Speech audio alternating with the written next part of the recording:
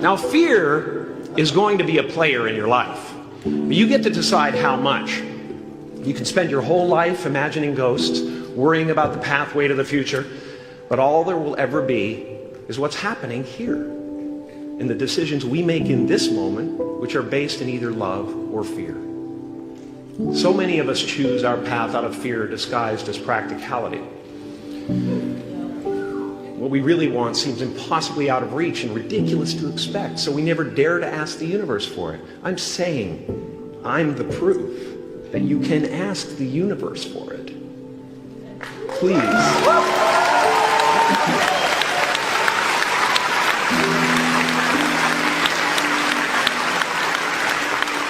And if it doesn't happen for you right away, it's only because the universe is so busy fulfilling my order.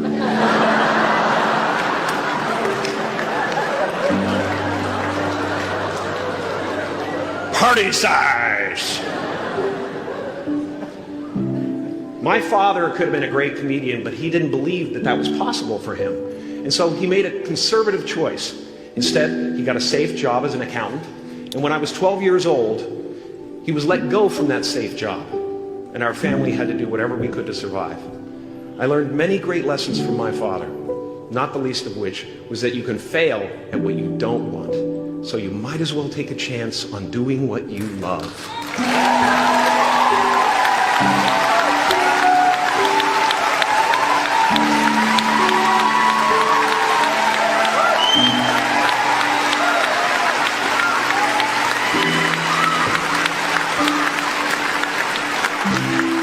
It's not the only thing he taught me, though. You know, I watched the effect of my father's love and humor and how it altered the world around me. And I thought, that's something to do. That's something worth my time. It wasn't long before I started acting up. You know, people would come over to the house and they'd be greeted by a 7-year-old throwing himself down a large flight of stairs. They would say, "What happened?" And I would say, "I don't know. Let's check the replay." I'd go back to the top of the stairs and come back down in slow motion.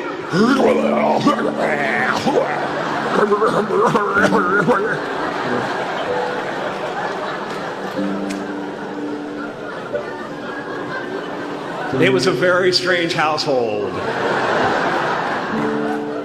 My father used to brag that I wasn't a ham, I was the whole pig. And he treated my talent as if it was his second chance. When I was about 28, after a decade as a professional comedian, I realized one night in LA that the purpose of my life had always been to free people from concern, just like my dad. And when I realized this, I dubbed my new devotion the Church of Freedom from Concern. The Church of FFC.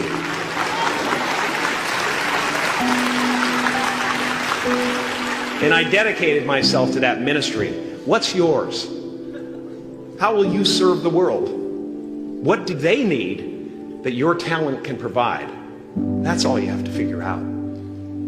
As someone who's done what you're about to go and do, I can tell you from experience, the effect you have on others is the most valuable currency there is.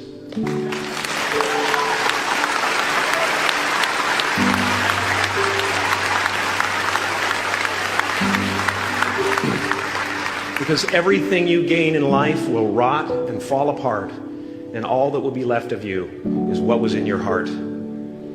My choosing to free people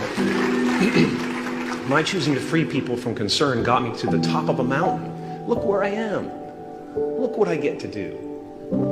Everywhere I go. I'm going to get emotional because when I tap into this, it really is extraordinary to me. I did something that made people present their best selves to me wherever I go.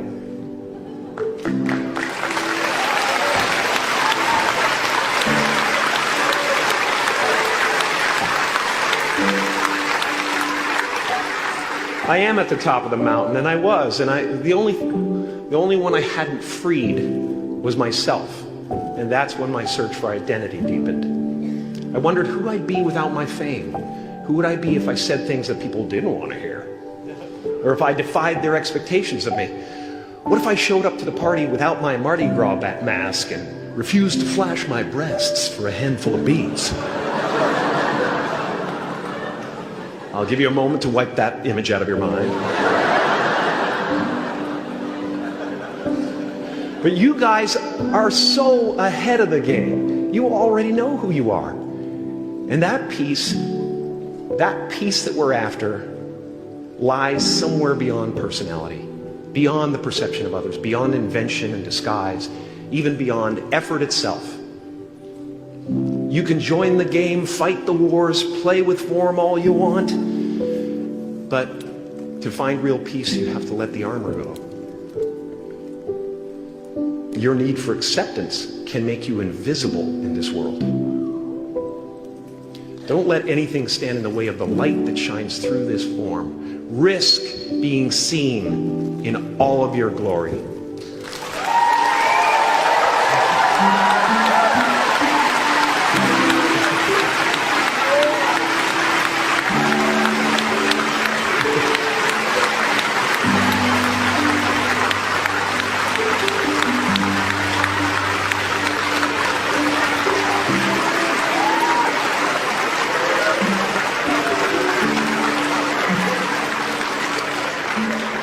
It's not big enough.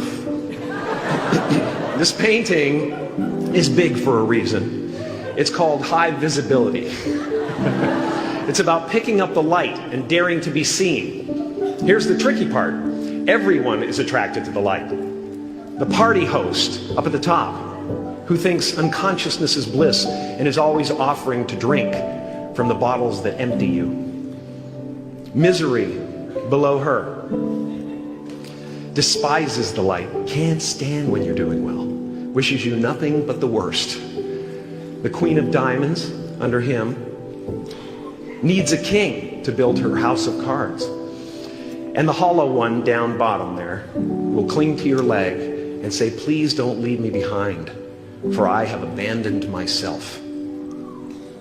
Even those who are closest to you and most in love with you, the people you love most in the world, will find clarity confronting at times. This painting took me thousands of hours to complete. And when I was finished, thank you, thousands of hours, yes. I'll never get them back. I'll never get them back. I worked on this for so long. I was weeks and weeks like a madman alone on the scaffolding. And when I was finished, one of my friends said, this would be a cool blacklight painting. So I started over.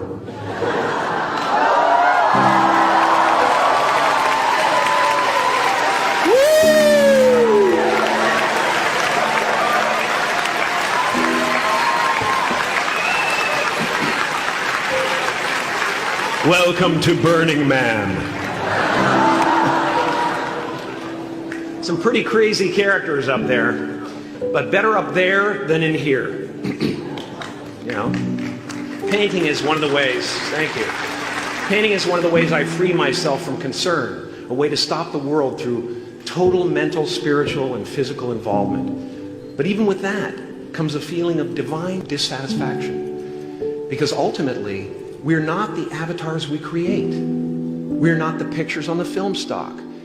We are the light that shines through. All else is just smoke and mirrors, distracting, but not truly compelling.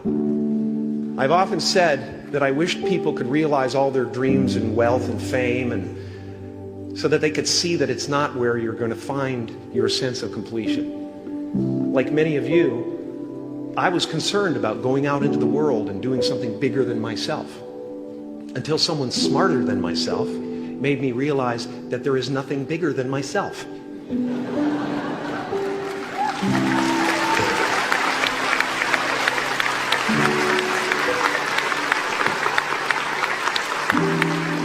My soul is not contained within the limits of my body. My body is contained within the limitlessness of my soul. One unified field.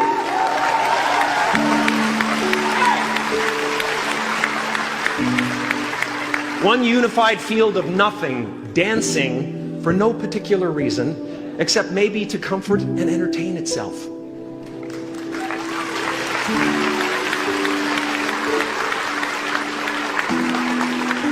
As that shift happens in you, you won't be feeling the world, you'll be felt by it. You'll be embraced by it. Now I'm always at the beginning. I have a reset button, and I ride that button constantly. Once that button is functioning in your life, there's no story that the mind could create that will be as compelling. The imagination is always manufacturing scenarios, both good and bad, and the ego tries to keep you trapped in the multiplex of the mind.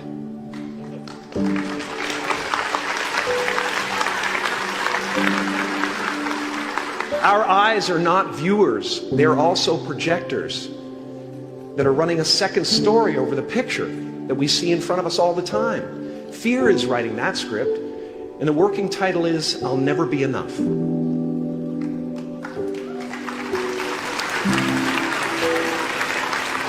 Now you're going to look at a person like me and say, how could we ever hope to reach those kind of heights, Jim?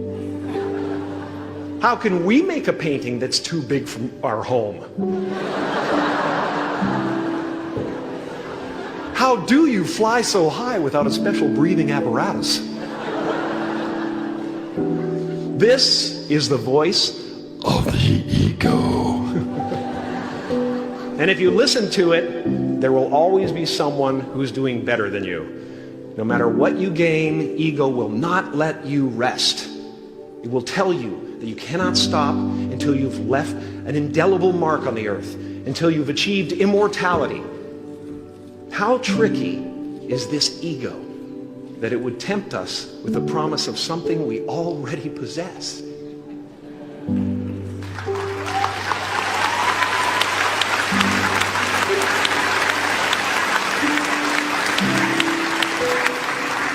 So, I just want you to relax.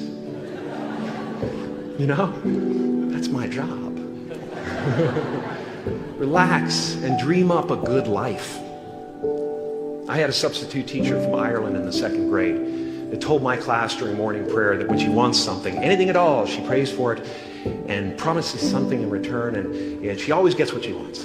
Well, I'm sitting in the back of the classroom, you know, thinking, wow, my family can't afford a bike, you know. So I went home and I prayed for one. And I promised I would recite the rosary every night in exchange. Broke that promise. But 2 weeks later, I got home from school to find a brand new Mustang bike with a banana seat and Easy Rider handlebars. Yeah. From fool to cool. My family informed me that I had won the bike in a raffle that a friend of mine had entered my name in without my knowledge whatsoever. So that type of thing has been happening to me ever since.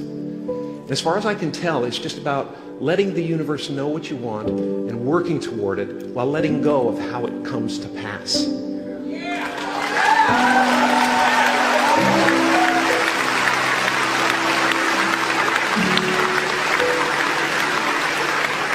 Your job is not to figure out how it's going to happen for you, but to open the door in your head. And when the door opens in real life, just walk through it.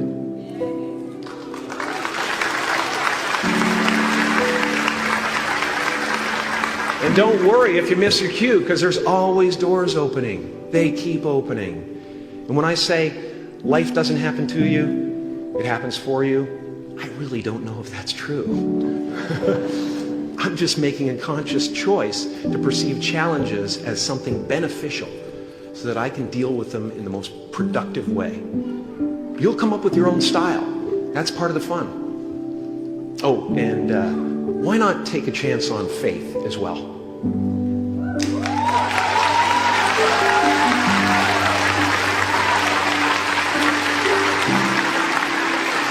Take a chance on faith. Not religion, but faith. Not hope, but faith. I don't believe in hope. Hope is a beggar. Hope walks through the fire and faith leaps over it.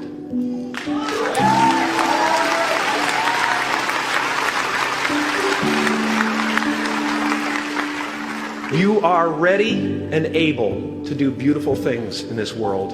And after you walk through those doors today, You will only ever have two choices, love or fear. Choose love, and don't ever let fear turn you against your playful heart. Thank you so much. Thank you, guys. I'm so honored. Thank you.